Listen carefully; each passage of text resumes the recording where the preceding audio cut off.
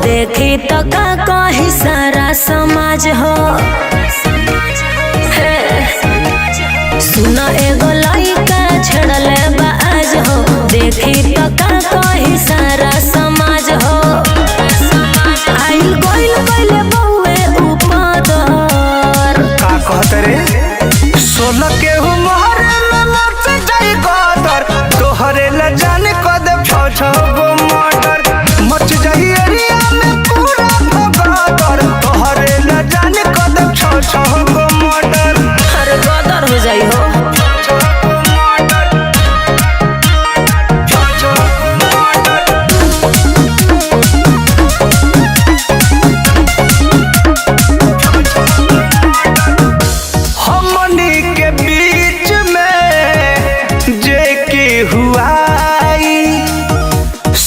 सर के गोली सीधे ठोकाई बुझले जी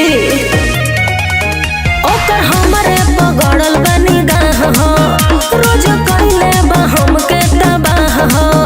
हिस्से आइल बउए हमरो बरदर हनु हो 16 के उम्र में मच जाई गदर, तोहरे ल जाने कद छ गो मर्डर मच जाई एरिया में पूरा भगदर, तोहरे ल जाने कद छ गो मर्डर जले।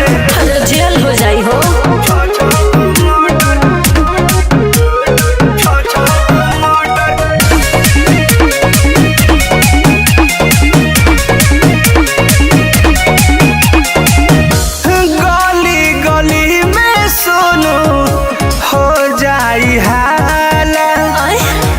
असली मर्द से जब पड़ी हो पाला कैसे हो चाहतानी पर मत कद हलाल हो, ओकरा मनवा के छूट जाओ मलाल हो। मनीष रहता से ले लो ऑर्डर। ऐसन मत बोल 16 के उम्र में मच जाई गदर, तोहरे ल जाने कदम छ गो मर्डर पूरा एरिया में मच भगदर, तोहरे ल जाने कदम एगो दुगो ना 6 गो लाश गिरी जले।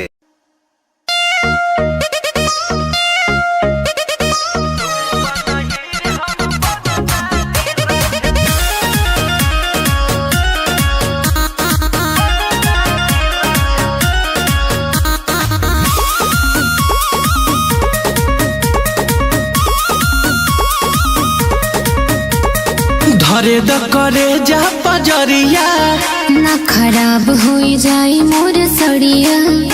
अरे आवाना ना ना ना धरे द करे जा पजरिया ना खराब हो जाए मोर सड़िया।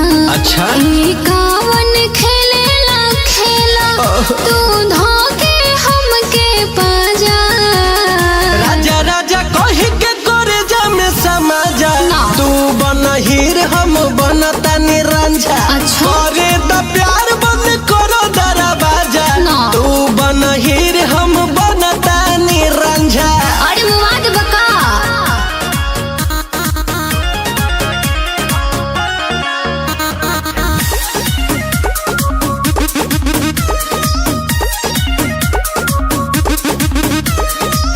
ना हो ना मोरा दिल घबराता, लागी खरोच ता चल जाई पाता।